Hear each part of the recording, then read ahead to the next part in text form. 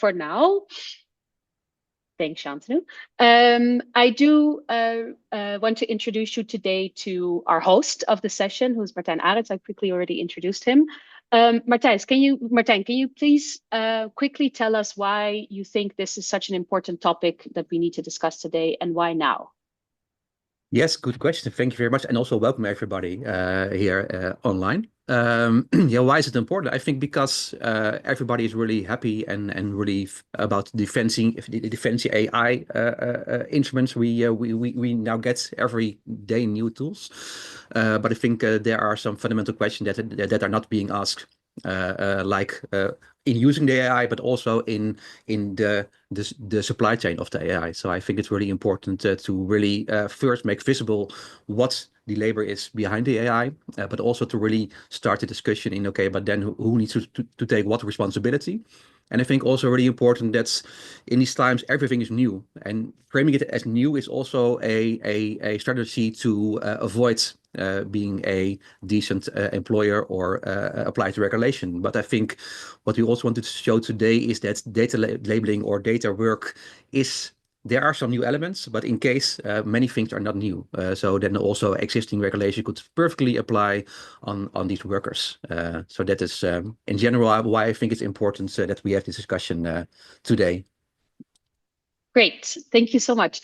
Then I would like to give you the floor to introduce one of our first speakers of today. Yes, thank you very much, and also thanks also Klaartje, also for also helping also this in organizing and also getting familiar in the topic of data work and ghost work. And you also saw in the introduction we're now using the word ghost work, but there are many terms for the labor behind AI.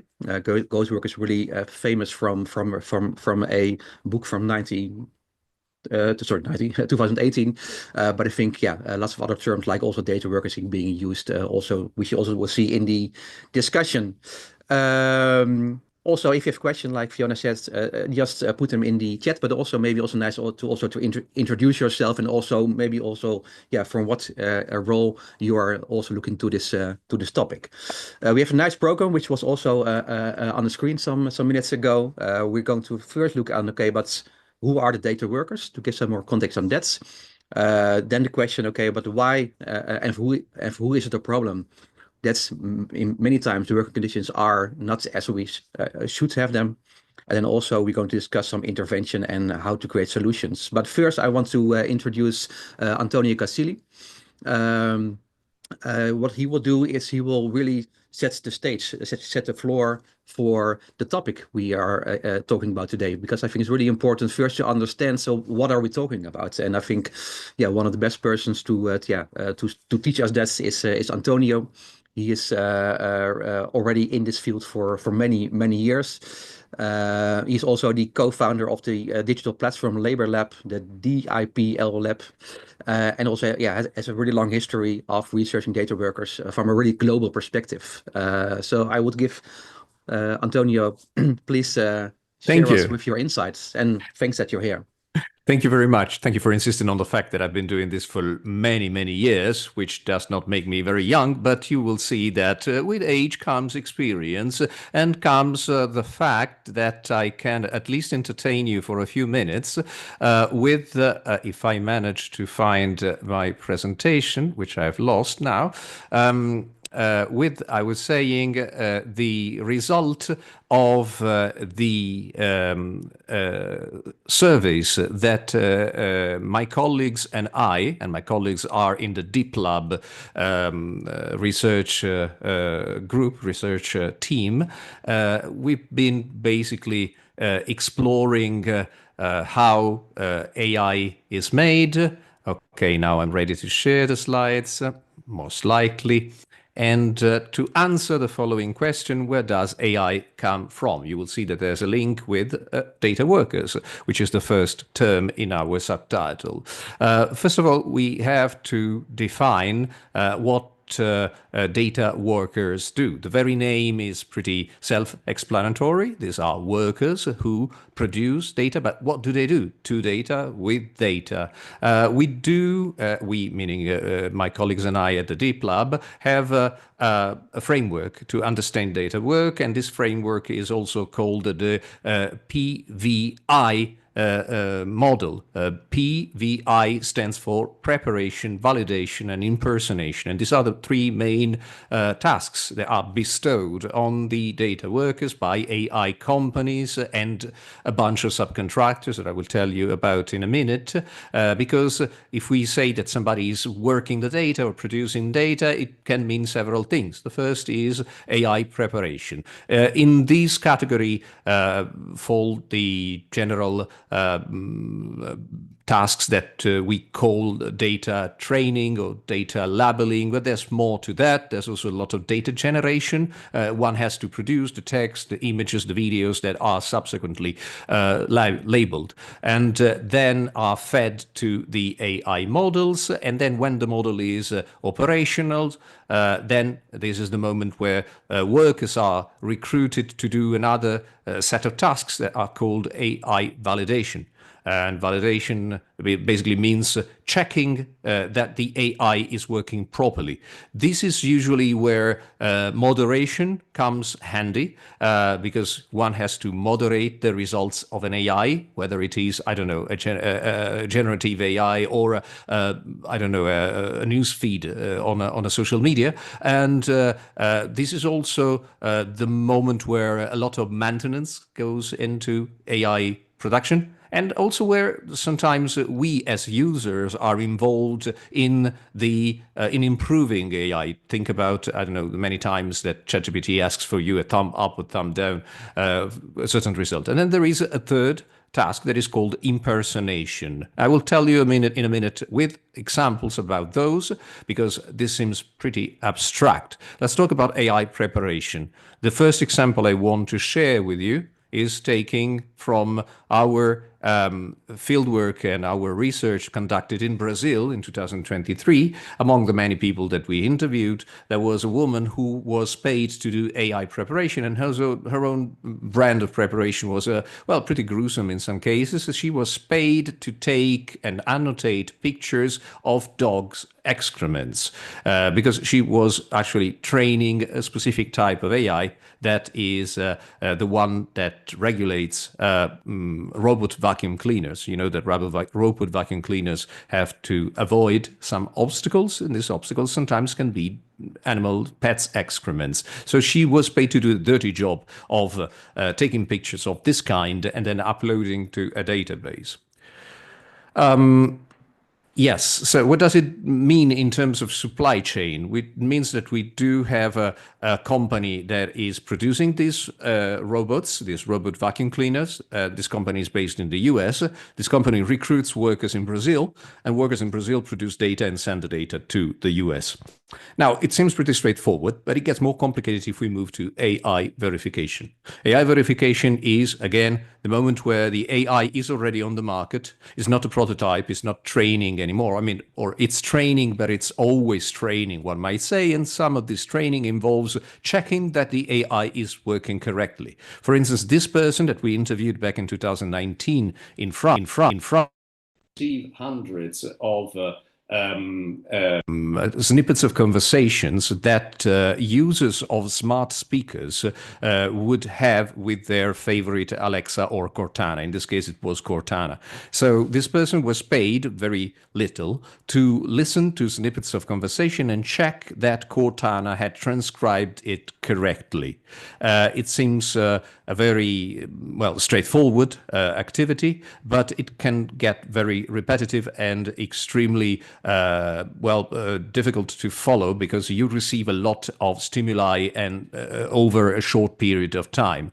And it gets even more complicated if we look at the supply chain, because this means that basically we do have a company that is based in the US. This is Microsoft. Microsoft subcontracts to a Chinese platforms the recruitment of these data workers. The Chinese platform subcontracts to a Japanese one, and the Japanese platform subcontracts to a Spanish one, which eventually recruits people in France. The people in France produce the data and they send it back to the US. So we made a world tour to produce, well, a subpar technology. And finally, there is AI impersonation. AI impersonation is sometimes construed by the people I speak with as fraud, as somebody who is imitating AI. And there's a lot of it, but there's also something, this is also something that is necessary to produce any type of AI. Eventually, you will have to imitate an AI to check, for instance, if it works or what are the reactions by the people. Now, in the case study that I will present you very quickly now, it is actually a case of fraud. It's a company that produces, allegedly, smart surveillance cameras deployed in European supermarkets. And these cameras are very efficient. They are able not only to detect human beings, but also to interpret their behavior. And now I will show you the very complex algorithm that underlies this AI solution. The algorithm is actually 120 persons in a house in Antananarivo, Madagascar. We've been spending a week with them. They were working day and nights from all the rooms and the garage and the attic of this house, which was a standard house, which was transformed into a data factory. These were young and bright and well-educated persons that in other situations would have been able to find better jobs, but they were paid very little. And actually, they were also very aware of the fact that they were basically doing remote surveillance and they were not producing AI at all. They were the AI. And when it comes to how little they are paid, well, in the case of Madagascar, they allegedly were paid around 90-100 euros, or the equivalent in the local currency, or 90-100 euros, which, to be frank, is not enough to survive in a big city like Antananarivo, Madagascar, the capital city. And more importantly, in our own fieldwork, we have encountered quite a few cases of people who were paid in kind, like this image that I'm showing you. This is the image that was taken in one of those, ChatGPT related companies. I won't go into details, but it's again in Madagascar. And allegedly they were paying even more, 120 euros per month.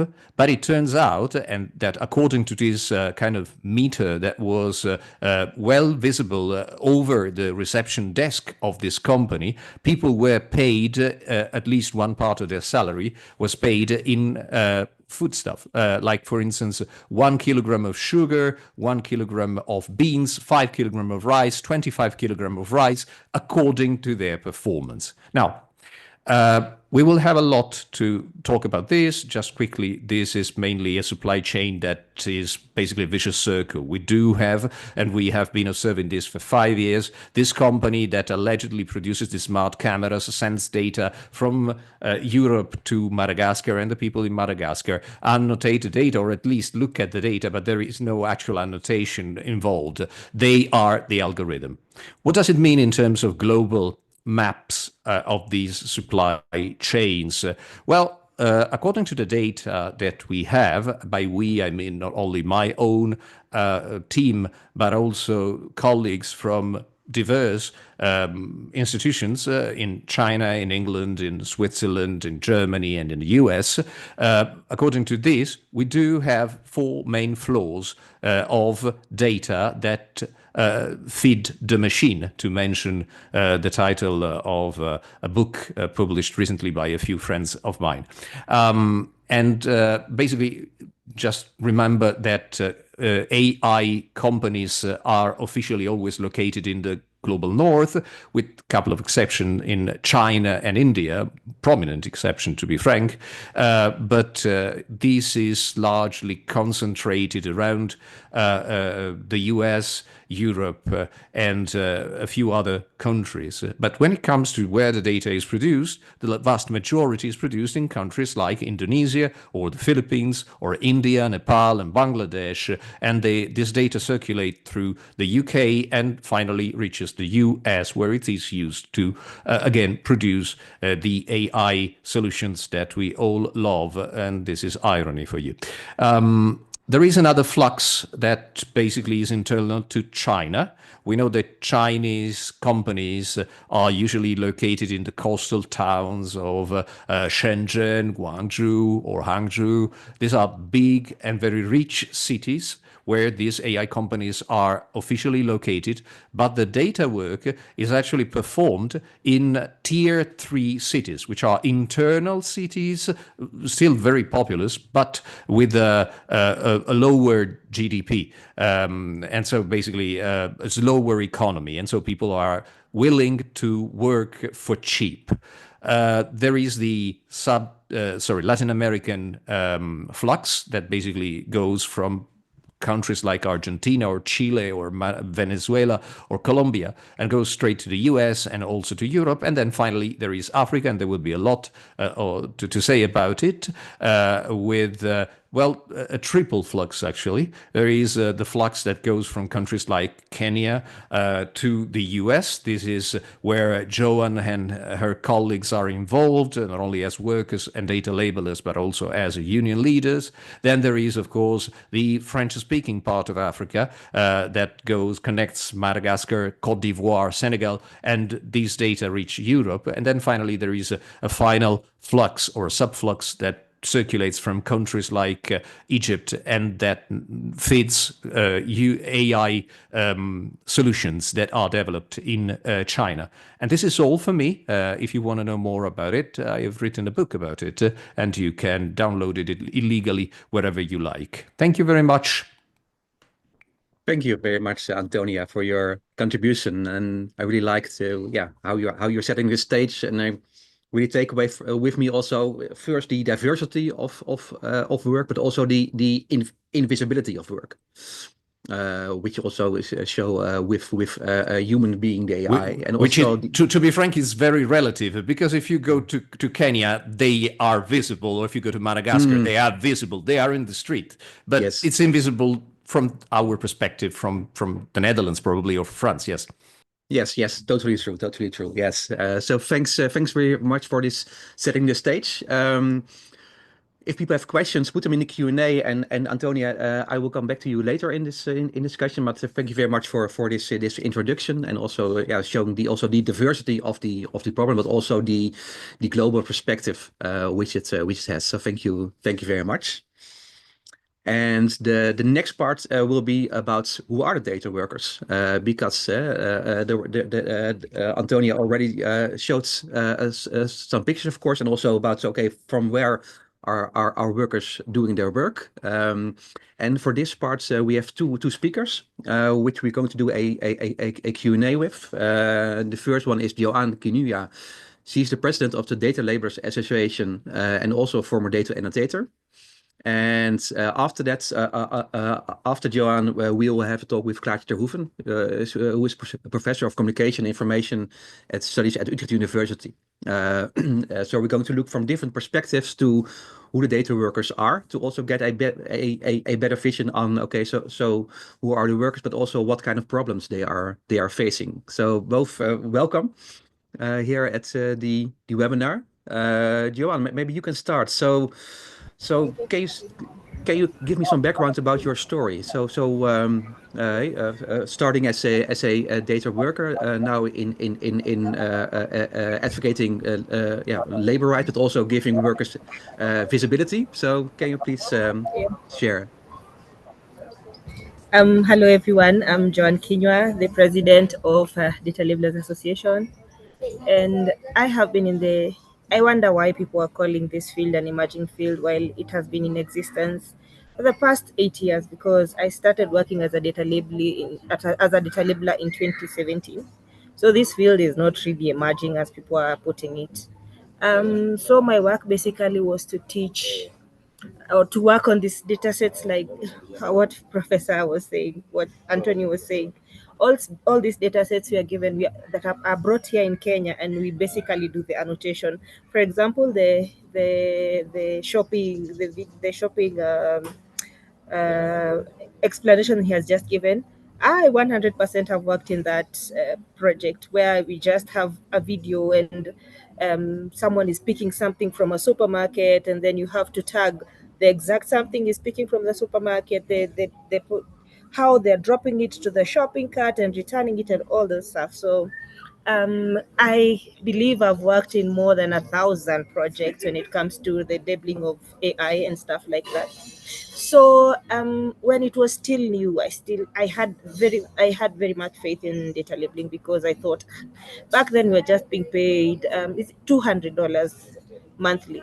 So I was like, because this is just a thought. It's not certain. Maybe pay will get better. Maybe the environment will get better. Maybe I'll get some recognition. But 5 years down the line, nobody knows data labelers exist.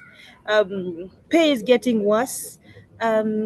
Opportunities are there, but when you look in depth at whatever is happening, it's just pure exploitation, especially from people who don't know they're being exploited. Because us as an association, we were privileged to have sittings with stakeholders, have sittings with lawyers, and you were told you're providing data sets. You're not supposed to do that. You're supposed to be paid for that. So like, we are fortunate enough to have learned that, and we are fortunate enough to have started an association that is going to pass on the knowledge that we've gathered to other people who are in this field.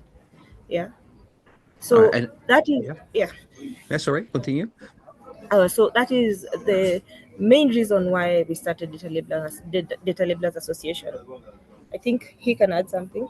Yes. So hello everyone.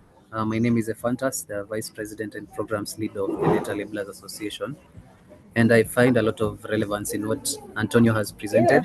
I actually worked on both projects. You Yeah. see, he said that the dog project, where the lady would collect data, we worked on that data, and we did so many projects. Some are short term, others are long term, and we worked on variety of projects. And we actually did projects where we would even annotate, dead bodies.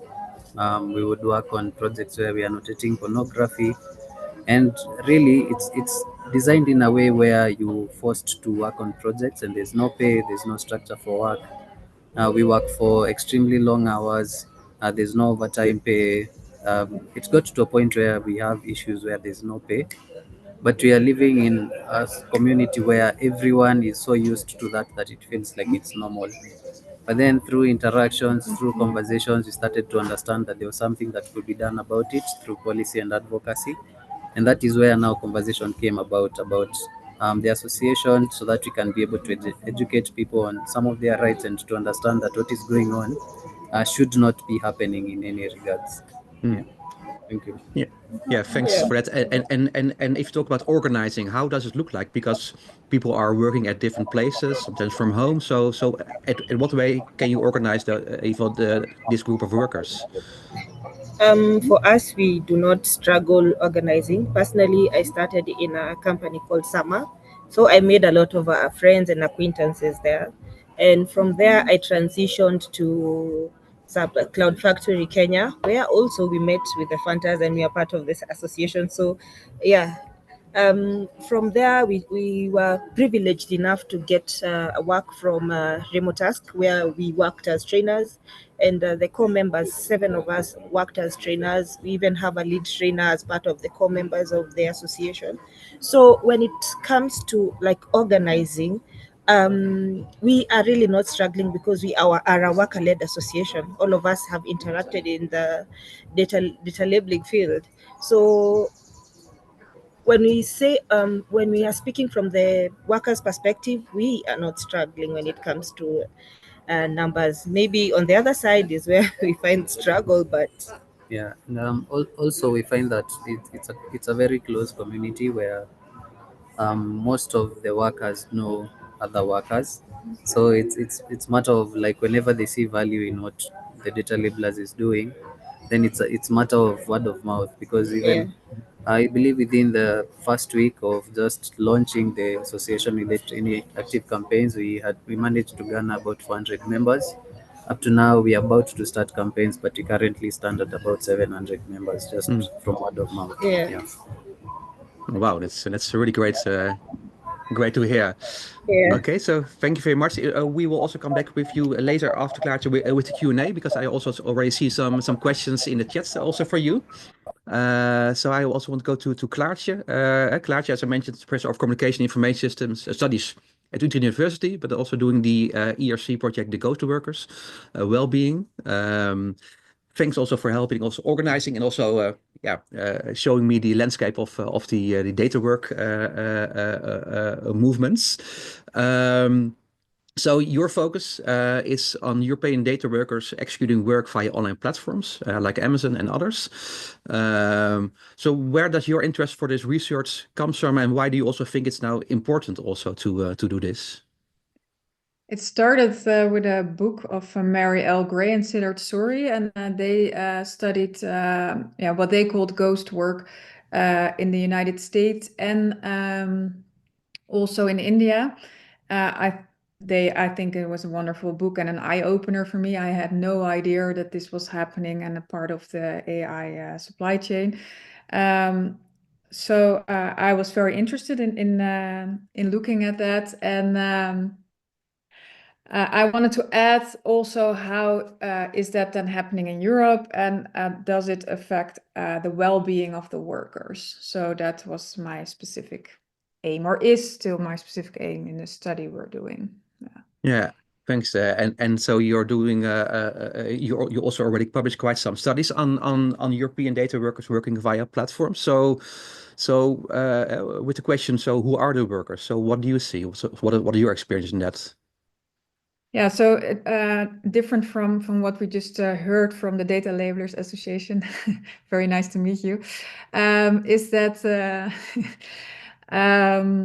I looked at people online, right? So that we're doing this work through platforms like Amazon Mechanical Turk, Micro Workers, Clickworker, Appen. And so we looked at 6 platforms that are working in the 27 EU member states. And then we set out a survey on all these platforms and trying to find the workers in Europe. And so, yeah, that's what we did. We had more than 5,000 surveys in the end. And what we did was looking at different groups of workers. So, and this is, I think, pretty specific for Europe. But what we found is a big group. Well, it's also similar, I think, to what Mary L. Gray found, but a big group of people that actually go into this work for a little bit, find it's not for them, or maybe it's in between jobs and then go out again. Still means that they do a lot of this work. It's like 73%. Then there's a part of people, and this is also a trend in the Netherlands, but I assume also in the rest of Europe, that it's becoming more and more like normal to have second jobs. So a lot of people do this next to other work as well. And they do have their social security and everything through that other job mostly. So they are somehow protected. And then we have people that are what we call the dependents. It's a small group in our sample, it's like 8%, but they try to live from this work. And you see that this is really hard because, well, as we know, I think in most of the research that's done about data work, it's below the poverty line almost everywhere. So they have a really hard time to make ends meet. And then we have a small group of people that actually like it and do it kind of for fun. Like we did some interviews later on with people, and people say, well, it's a bit like Candy Crush, but now I get paid a little bit, and a way to kind of keep up with what's going on in tech world. So very different groups of people with different needs and reasons for doing the work. Yeah, that's what we found in Europe. Okay, thanks for that. And one part of your project is also a documentary that you made together with a filmmaker. Actually, I thought, okay, this work is so isolated because these people are doing it actually from, their homes, and I thought alone and not, or at least apart from family. And so I was pretty sure that part of that isolation would then influence their well-being, right? And would be in a negative way. So in our interviews, we talked with like 137 people around the EU. That was a part of the questions, like, and in the end we asked about that, well, how they felt about not have, first, if they had colleagues or experienced that, and if not, like if they didn't want, if they didn't miss that. And it wasn't very conclusive what came out of that. So people were like, no, they already had a lot of going on in their lives, and that would just make things messier, kind of more and to deal with.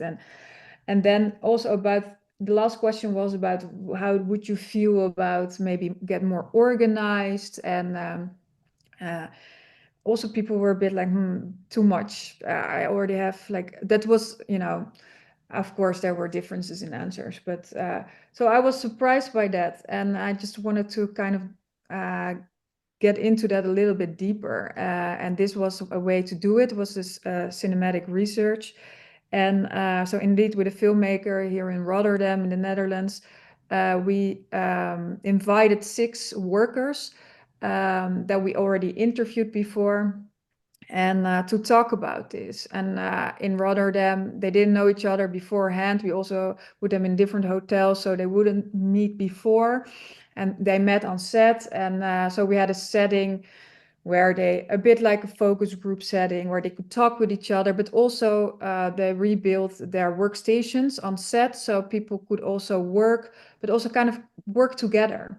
Sometimes like collaborate a little bit and talk about the tasks they were doing, how it was going, how they were finding these tasks, which platforms they.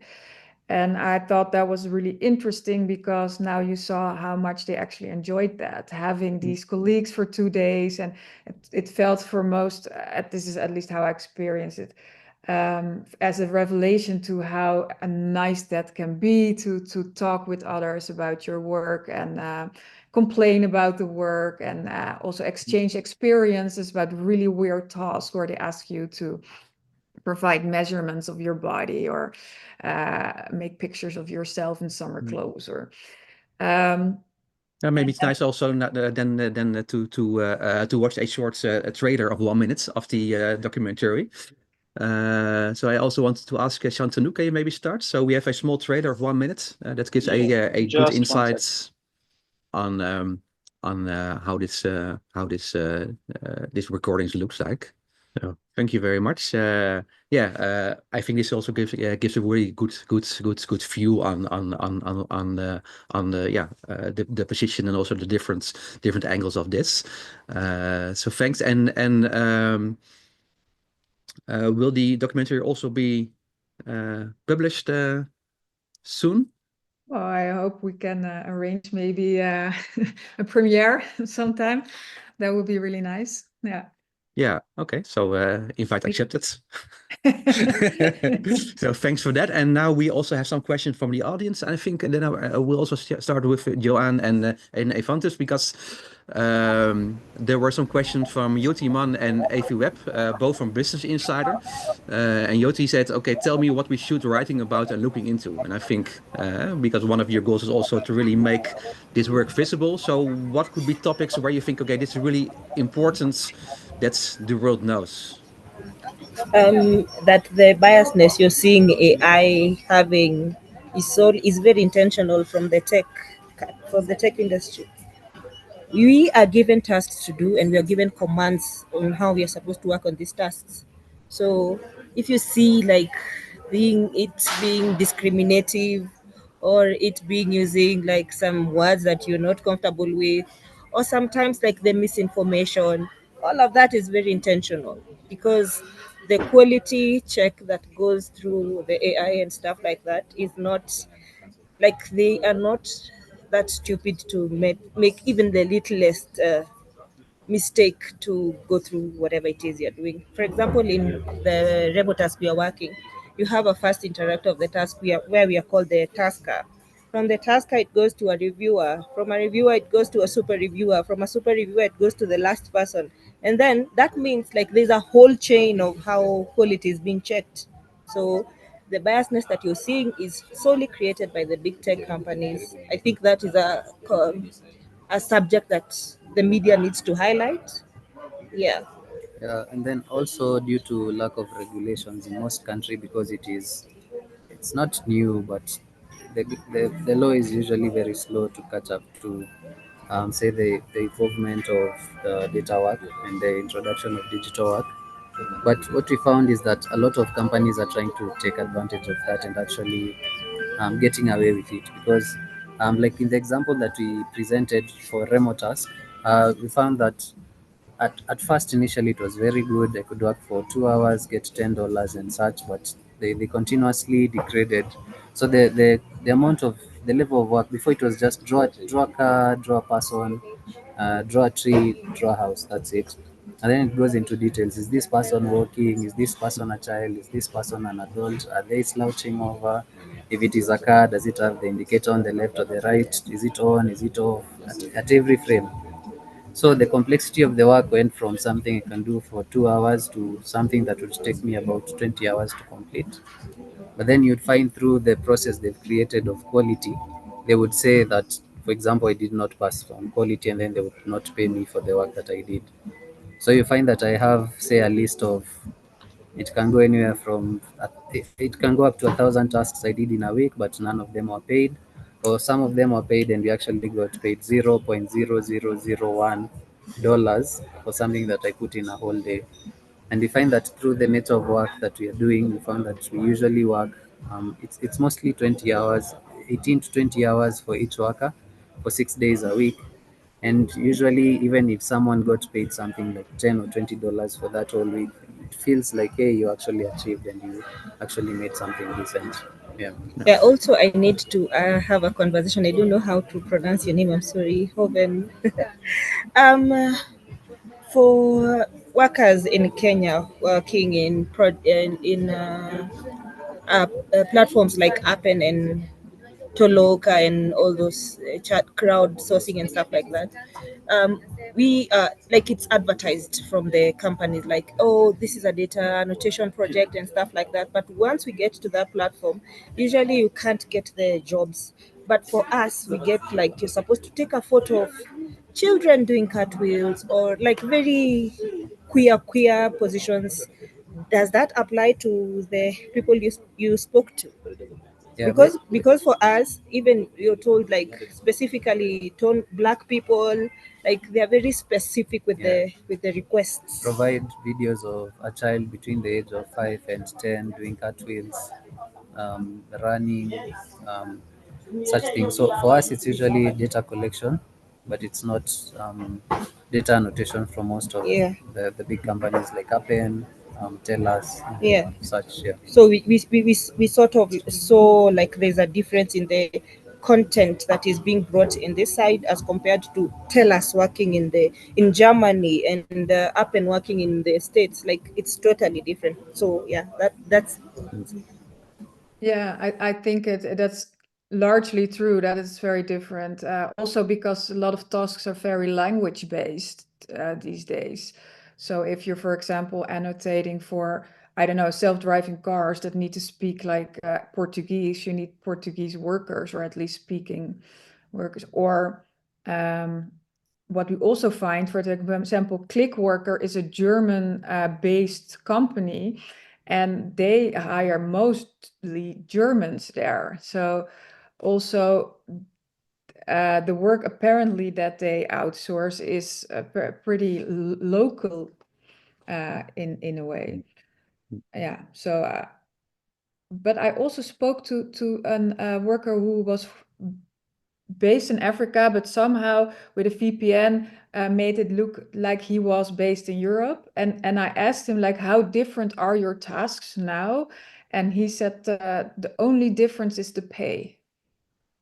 So that seemed that he still had similar like tasks, micro tasks to do on those platforms, but he just got better But paid. sorry, I think but because we, that, yes, really short. okay, Yeah. okay. Yeah, but that would actually depend on the platforms. You see, we have a lot of platforms working in the space, and they all operate differently. I think it is true. The biggest difference between most of the companies abroad and here, it's usually pay. But when you talk about pay, it's like I'm working on remote task.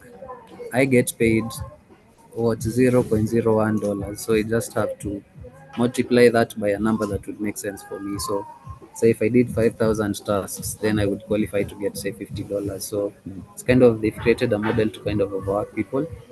But then when people in Africa are able to access the exact same work that is the exact same thing, we find that one, in Africa we have higher targets. So it's just that we don't have time. I would have shown you a screenshot where I have to hit a target of 95% so that I can get paid. But it's not the same for someone in abroad. And then someone in abroad gets paid say $30 an hour for the same job. So if I put in 20 hours in the US at $30, you're talking about 600. Is that 600? Yes, it's $600 per day.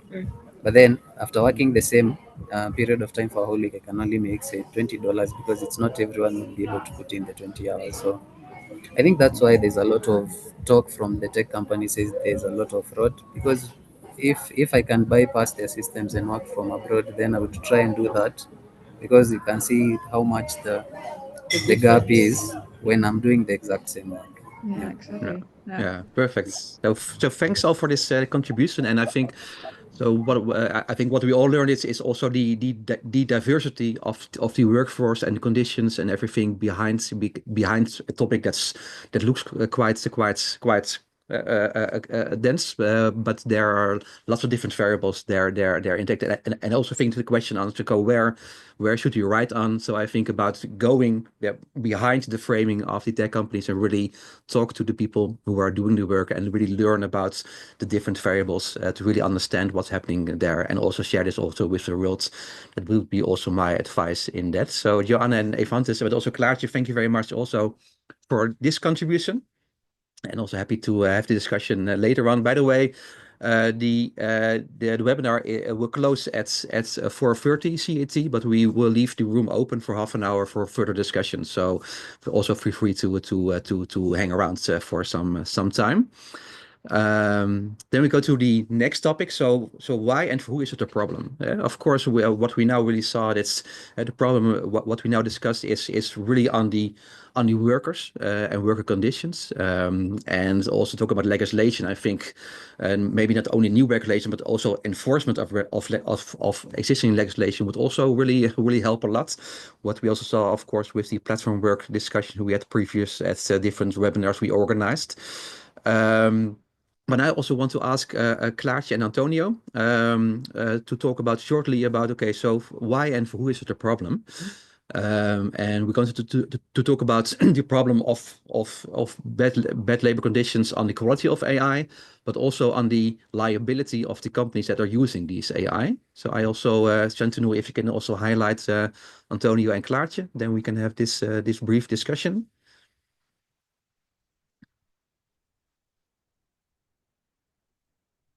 And then I can also brief a bit.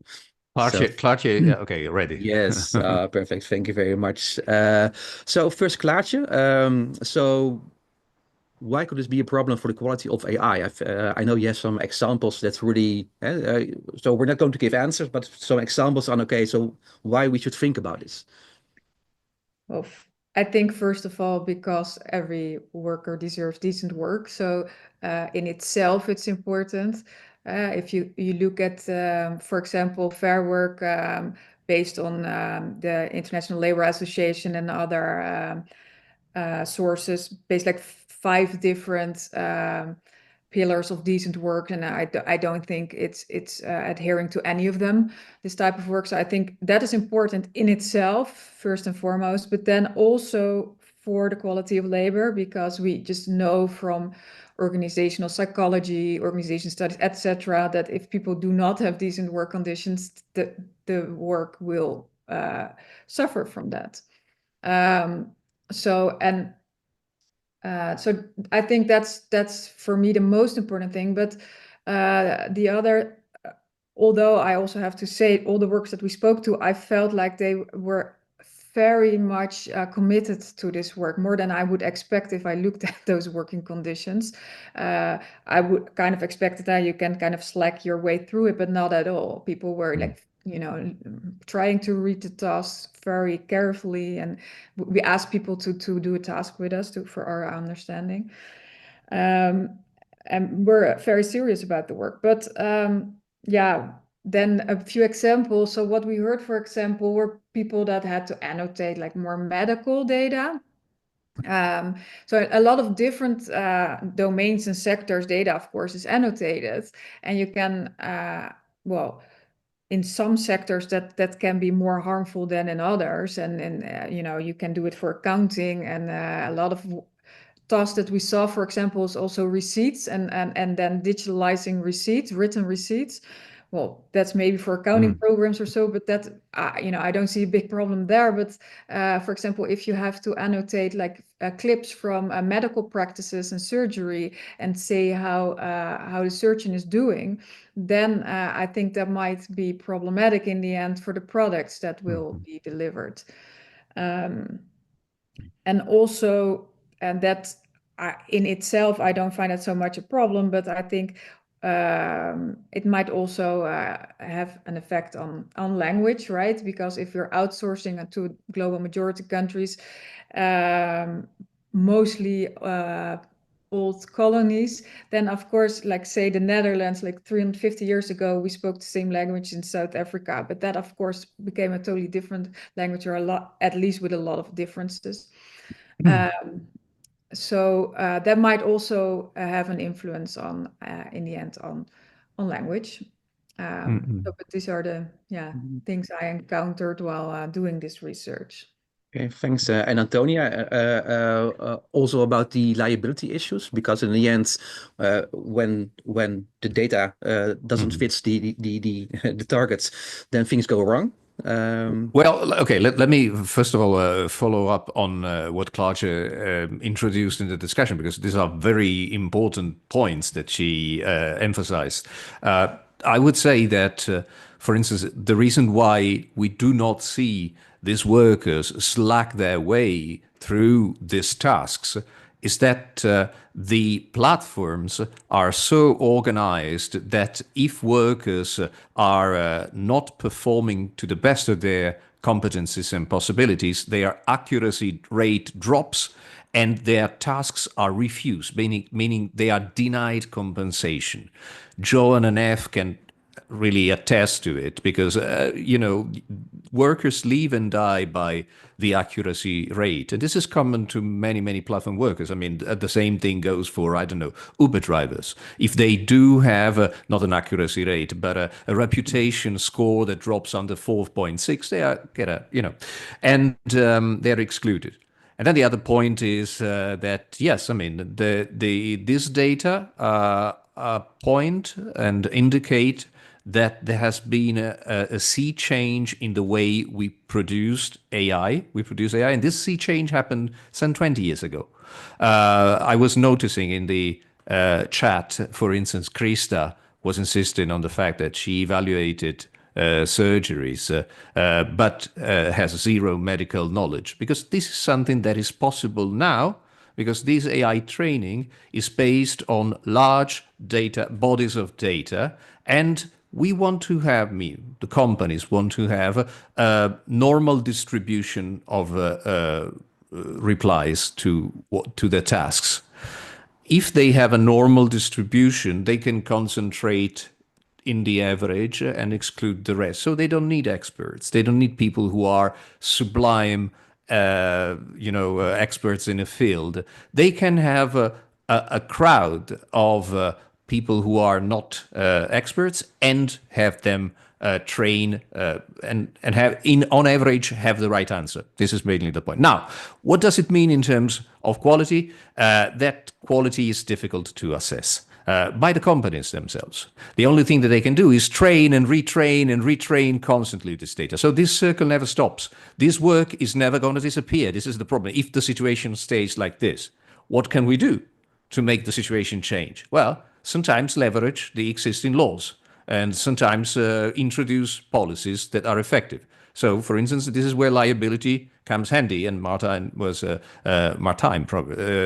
probably was insisting on it. Liability is important because we do have to take to keep these companies, the AI companies, accountable for what happens all along the supply chain. What happens in Kenya is relevant to somebody in Texas or in California.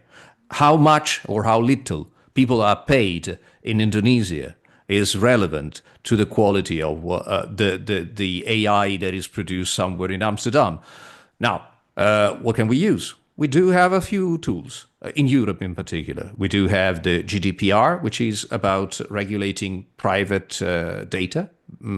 We do have a platform work directive that was adopted last year that can be applied to micro workers, data workers, ghost workers, call them however you will. And then there is, and most importantly, in my opinion, the due diligence directive that was adopted last year again. And this is basically a directive that establishes that if you are a European company of a certain size, and if you want to outsource a certain business process, in this case, the annotation of data and the production of AI, you are responsible of the human conditions and the working conditions and the environmental conditions of what happens all along the supply chain. So again, this is one way of saying that if you are, I don't know, L'Oréal in France and you want to develop your own AI and you do this by outsourcing crappy jobs in Madagascar, you are responsible with what happens in Madagascar. Okay, perfect. Thanks. So I think this is also a topic that also really needs to put more on the agenda, and also a topic I always ask when people are working about AI for the companies on LinkedIn. I always ask, okay, and what about the labor? And then most of the time it's quiet. But yeah, it's important to address this. So thanks both for this part of the contribution. Thank you. And for the last part, I want to invite Lydia Hamid and Joan again to the online stage, because we're going to talk about what intervention can create solutions. Because in the end, we're going to look for solutions on how to make the labor conditions better for workers.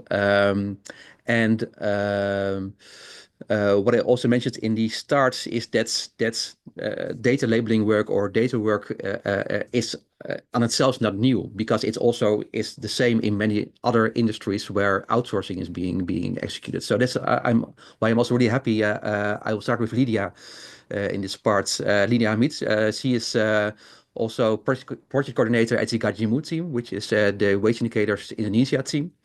And with together with this team, you have been working with trade union partners on a data academy and making marketing projects for the past 6 years. And the team focused on providing data transparency to improve working conditions in Indonesia's garment sector.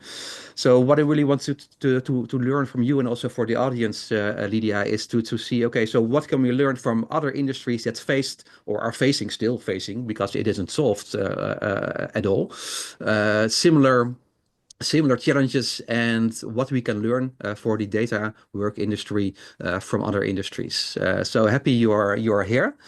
Can you maybe start by telling something more about the garment industry in Indonesia? Okay, thank you, Martin. For the context, the garment industry in Indonesia is a very vital component in our national economy. In manufacturing industry, garment is the second major contributor to our GDP. So it's behind the food industry. As of 2023, we had like 19 million manufacturing workers, and of this, approximately around 20% are employed in the textile, garment, and footwear sector. So this industry also particularly noticeable for its gender demographics. So women constitute about like 80% of the workforce in this textile sector. Also, we have 60 to 80% in the footwear industry. As one of the largest garment exporters in Southeast Asia, the industry has strong market in both United States and also Europe. This reflect the global demand for Indonesian garments.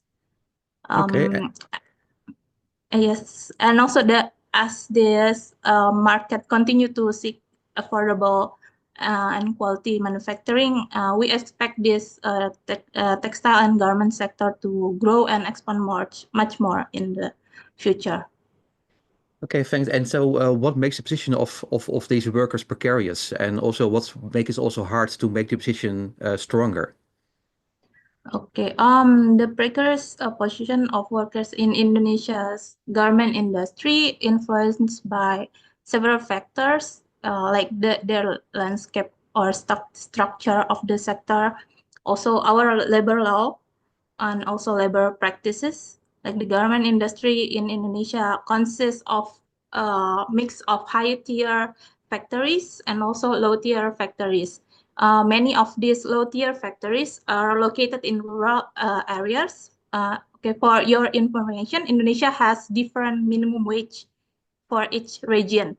So these low-tier factories tend to prioritize cost cutting and also high volume output. So they frequently employ labor practices to reduce expenses. This includes hiring workers from the rural area to pay them more lower wages. And also they can relocate their factories to take advantage of the cheaper labor in the other region. This shifting landscape can lead to job losses and instability of workers. Also, like Antonio once said in the presentation, low-tier factories here in the garment industry also operate as subcontractors for the larger and high-tier factories. So this layer structure making it difficult for the workers in the low tier to identify the brands they produce, and they don't know where to direct complaints about their working condition, as they often only handle small part of the production process. They remain like disconnected from the larger supply chain and not noticeable for by the brands they produce. So this means labor practices often go unchecked for the poor working condition and also lack of compliance with the labor standard, including the safety measure and also maternity protection. We have here also home-based workers that also contribute in significantly to the garment production, but we don't have it in our program.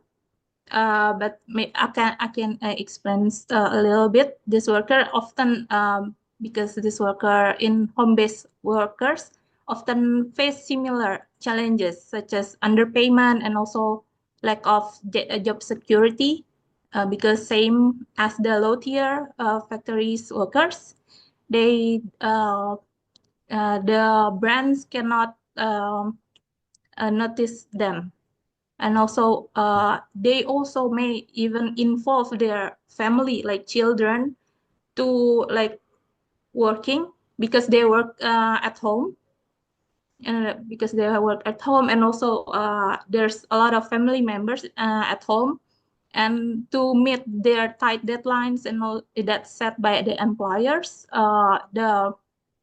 they make their families to work to help them do the work. So I think that's one sorry. of the. Sure.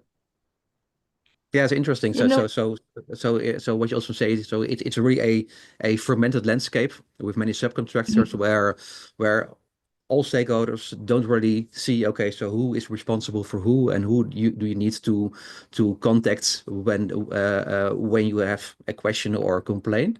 Can you also tell me about what you did with the Gajimu project? okay.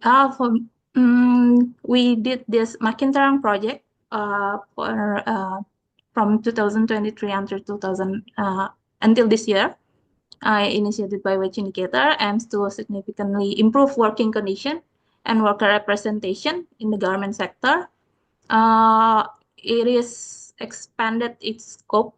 We know assessing working condition compliance with labor laws across like more than 500 garments factories in Indonesia. It is increased from the previous initiative, 150 factories involved. Also, one of the core goal is to facilitate collective representation for the workers in factory that currently have no union or have unclear union status, because the situation often leave workers without voice, or they cannot advocate their rights with the help of union here. So we seek to enhance worker participation in the collective bargaining process through engagement with our trade union partner. So by doing so, we ensure that the voice of the women or underrepresented group before are prioritized in the negotiating collective agreement. Okay, interesting. Yeah, sorry. This actually the third phase of the program. We aiming to increase the transparency of the data and also the supply chain in the garment sector. So by targeting like more than 40% of the factories in open apparel logistics, or now known as open supply hub, the project seeks to ensure that garment workers have fair access to quality information about their labor. We collaborate with the Open Supply Hub to facilitate utilization of the supply chain data that they provide, because they provide the supply chain data by the global entities, including brands and civil society groups. So we have, by creating this collaboration, we creating an open and trusted supply chain data environment that increase the visibility of the workers, that can positively impact workers, hopefully. We emphasize holding brands accountable for how they treat their workers and supporting responsible practices throughout the supply chain across all tiers of garment production. So thanks, very interesting. And so do you also see some similarities or difference between the garment industry and the data workers industry? I think one difference is that within the garment industry there was already really well organized unions, so it was on the agenda. Where with the data workers, as far as I know, that's not the case. Do you see some other similarities between those two industries? Yes, after seeing the college presentation, garment workers and data workers have similar challenges in terms of the precarious employment condition, like like the instability of their contract, like high number of fixed term or freelance contracts create the uncertainty job security for them. Also, both sectors are often associated with low pay relative to the cost of living, making it difficult for workers to like get economic security. And also, workers in both sectors lack of protection from the exploitation. Like from in garment factories, we have excessive workloads, and also from the data workers, we have like unrealistic deadlines and data related tasks, Okay. like that. And also just as condition of the garments worker can remain obscured by subcontracting and informal arrangement of their structure in the sector. Data workers may face the same problem, like the employment status for them. It will leading to like lack of accountability and support. Yeah. Okay. Yeah, maybe that's all. Yeah, thanks very much also for sharing this and also showing it, especially also the similarities between the industries, which also, removes the excuses of this is a complete new industry, and we can also learn from other sectors. So thanks very much for that, Lydia. And if you want to ask with Johan and Evantus,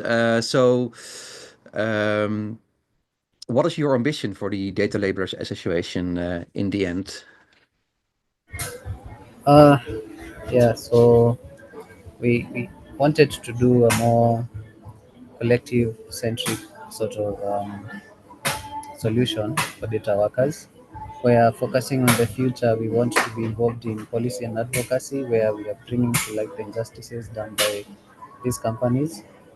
We've been very fortunate to meet some key stakeholders in the industry who are putting us together with stakeholders in government, which will allow us to present our case to policymakers, especially with the proposal on the business law amendment that is going to include digital work, and therefore we get to give our input and the input of workers working in the data worker space.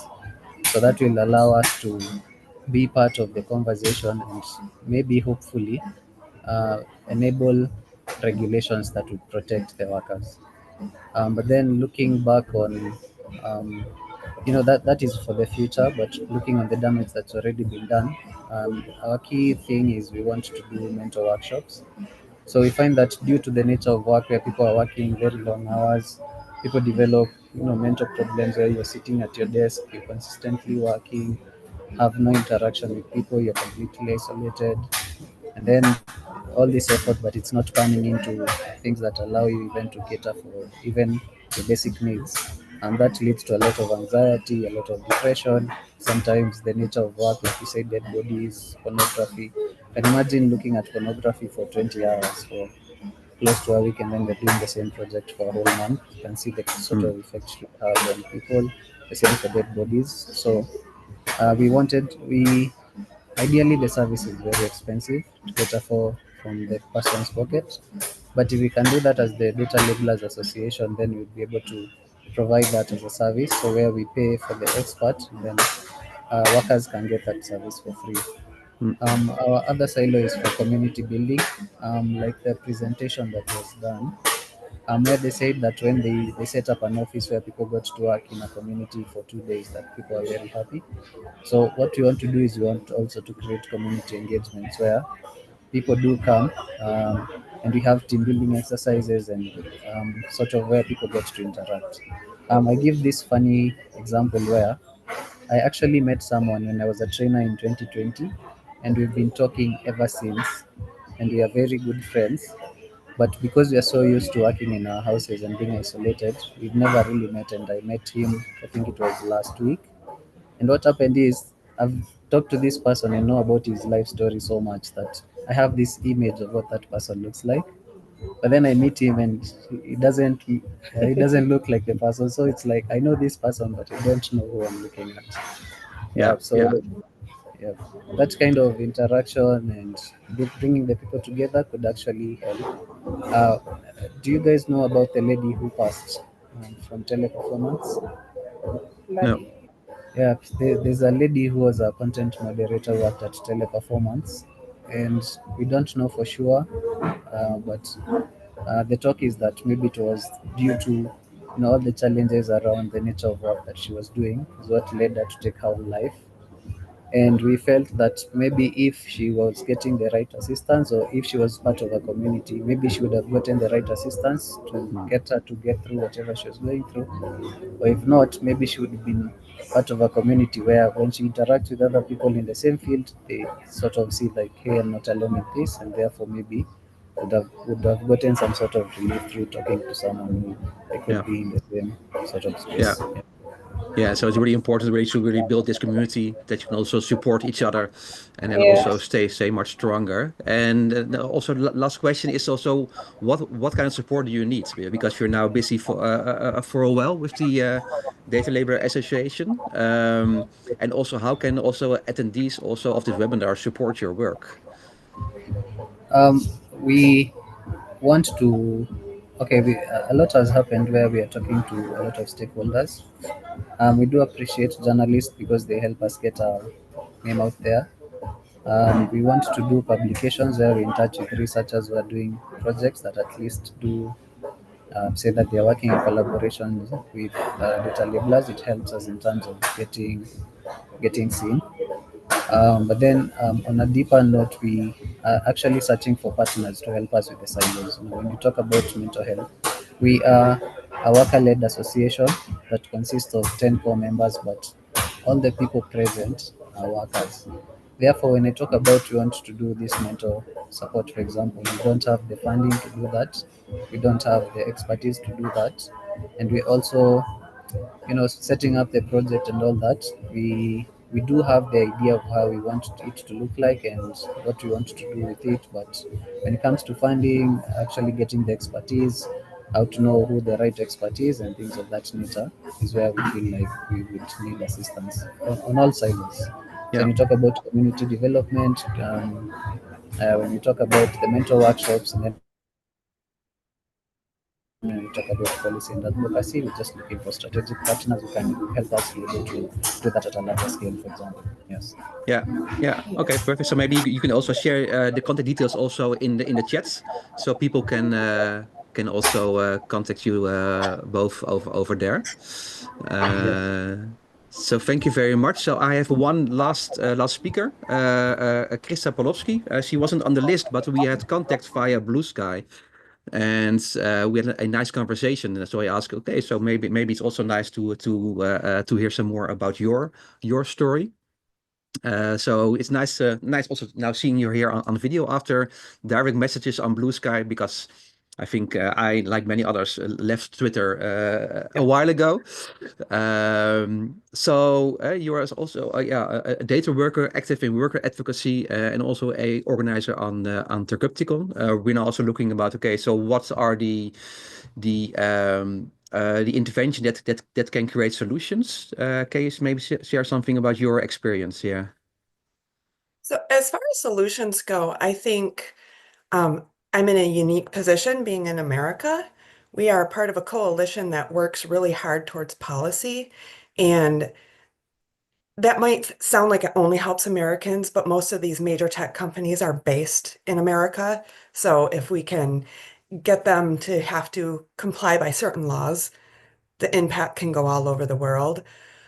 Of course, with the current administration, that has become a very difficult fight, but when that doesn't mean you stop fighting. We're still working on that. And we try to get workers to ban a lot of the people in our position, they're independent contractors. So they don't have a job, they don't have an office that they go to, they don't have like health insurance or anything. So they think they're lucky that they get even the little bit of work that they get. And so trying to get the workers to be motivated to want to fight for better treatment is sometimes a very big struggle. But like I said, we're trying to we're trying to refocus currently back on the worker and kind of touch base with everybody again to see what they really want us to be fighting for. So we're not just making up our own mind and not fighting for what the worker wants. Okay, interesting. And so can you also maybe give an example, maybe from the past after Gropticon? So what concrete action or tooling you then developed or project you did that could be as an example on how you can also by collectively organizing workers and providing tools to create not a more level playing field, but a less less disbalance in power, let's say like that way. So one of the biggest things in how Turkopticon actually started is we do reviews on Amazon Mechanical Turk of the requesters. And because workers don't have any protection, a requester can put a job on this platform and decide that they don't want to pay you. And not only do you lose your time, you lose the money you should have earned, but you get a negative mark on your account. And if your account falls below a certain approval rating, you can't effectively work anymore. So Turkopticon started this review platform where workers could review, like if they get rejected from somebody, they can put it on this site so other workers can see, oh, this person rejects works, maybe I want to stay away from them, or this one pays really well, or this one communicates poorly.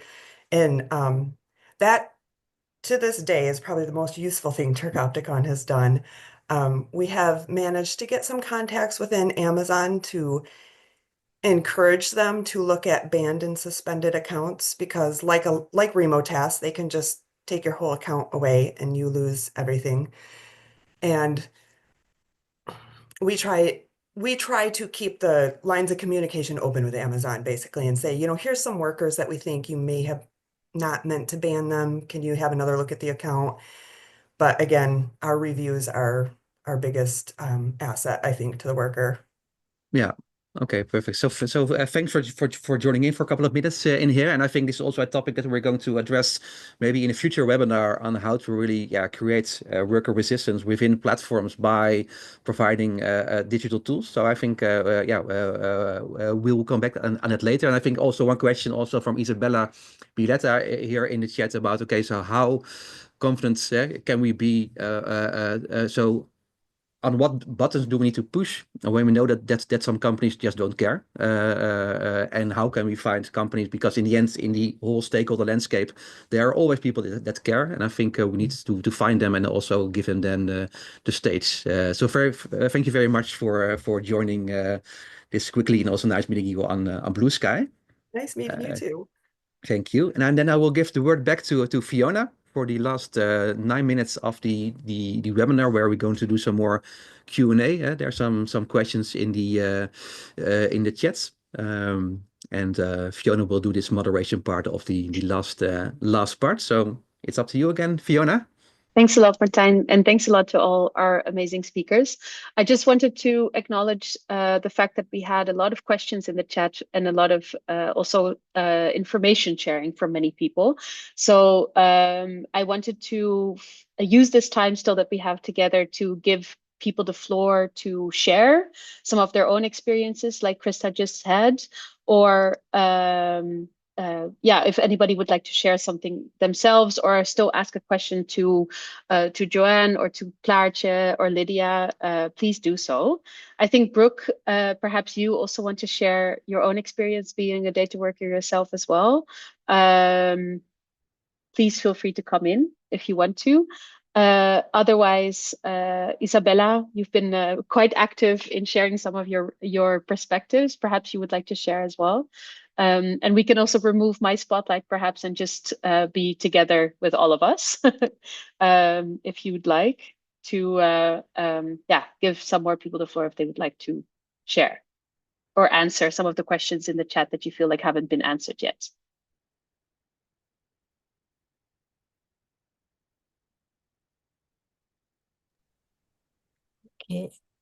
Okay. I am Go Isabella. ahead.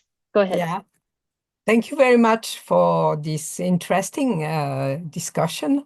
As we know, data workers are an example of what contingent work has been through since ages.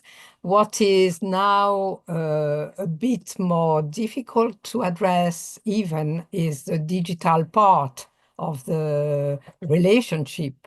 And I saw in the chat some people asking what kind of contract these workers have. And sometimes they don't have a contract. They don't have any real relationship.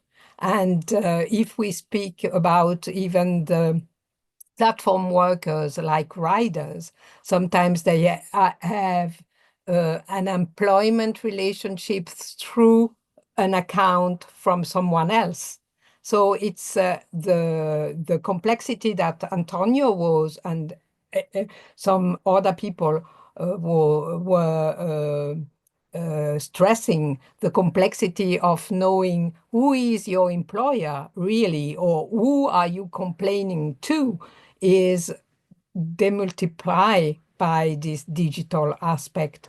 And this is one point that is quite crucial here and very difficult. The other aspect, this was my point on the pool of workers. Companies are not really interested in these individuals that are working, even data workers. They are interested in having someone doing the task they want to do. and they have plenty of people out there that are, as even Krista was saying, hoping to get on this platform, to do something to get some remuneration. This is a point that is this pool of people that are able to come in at whatever condition is really the point here. And another point is how we can really point on company or pin on companies their liability. And this is difficult, really difficult. Thanks, Isabella. I think it's noted. And I also think it's important, and that's reflected back into what Krista, but also Lydia has shared, is to both organize, but also make workers more aware of their rights that they have.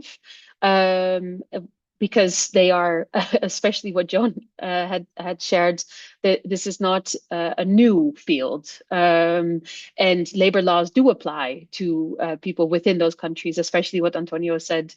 If you're a worker with a contract, or even with a different type of contract in Madagascar, the laws of Madagascar apply to you. So the labor laws should apply, and you are you need to be able to uphold companies to that. If there's nobody else who would like to share some final thoughts, Antonio, of course, please go ahead. Sorry, because you have conjured my name. Anyway, no, I just wanted to provide some elements and some insights from the contractual side of it, because we have mentioned a number of different situations. People, like it was Claudius inside, people who do it as a side job. In the case of John and F, it was mainly, this wasn't the main job. The situation changes from country to country, and it is true that it's always platform work, meaning that somewhere there's always a platform, even if people do not always work from home. Because for if you are in low-income countries, you have to find a place where you can access internet properly, and where, I don't know, sometimes electricity is working properly. Anyways. This also means that the contracts that these workers have change a lot. Sometimes we encounter people that have like a monthly contract. Sometimes we encounter in the same country, in the same company, people that are hired for 2 days, 1 day, 5 days. And sometimes we do encounter a lot of people who are paid by piecework, meaning that they're paid by task. This is probably the case that has been studied the most, because it started with Amazon Mechanical Turk, which was arguably the first platform that pursued this kind of piecemeal situation.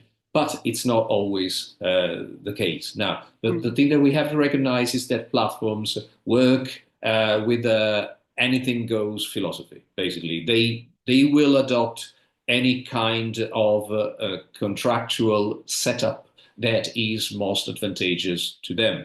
So sometimes we can leverage the law when we have contracts to have the contracts respected.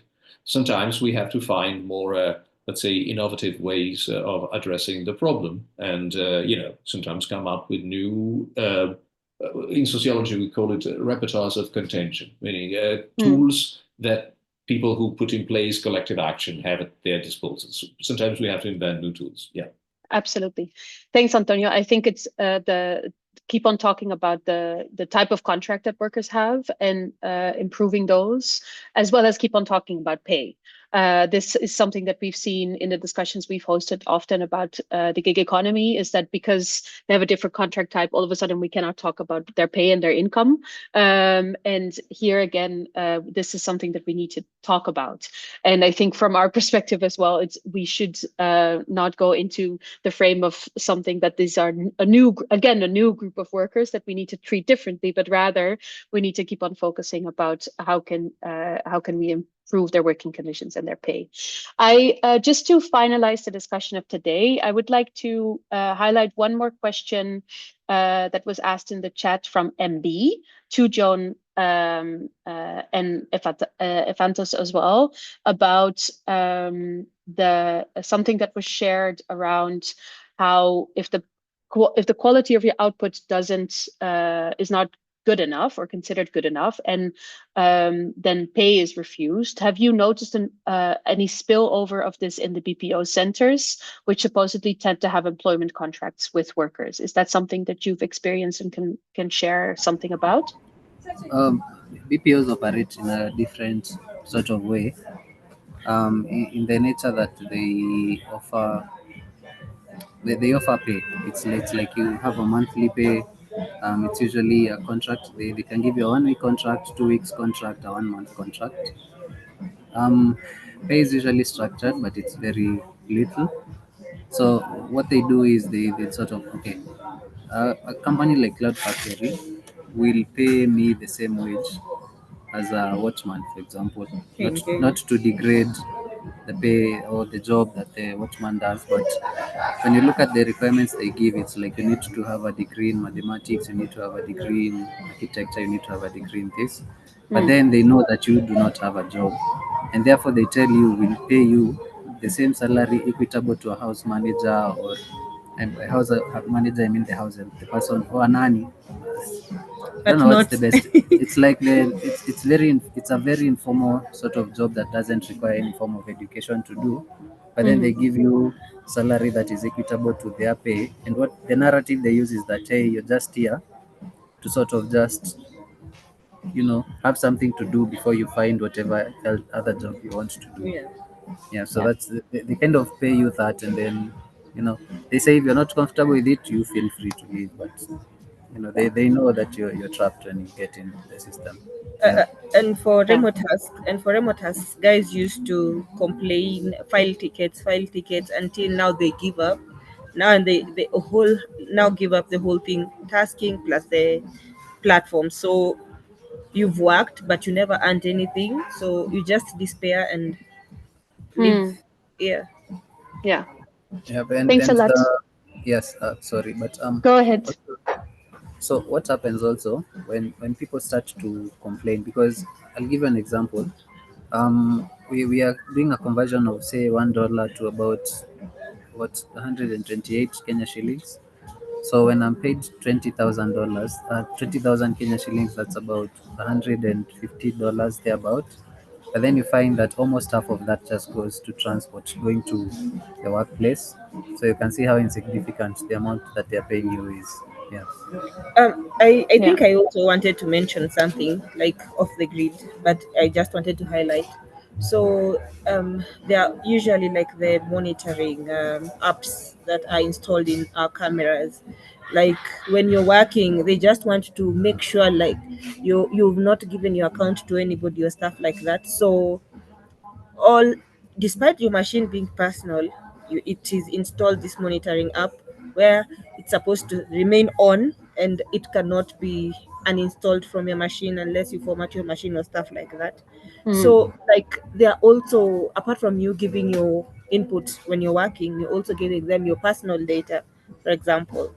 Because you also work with webcams on the whole time, Yeah. and you're working for 20 hours a week, and you live in a single room, Yeah.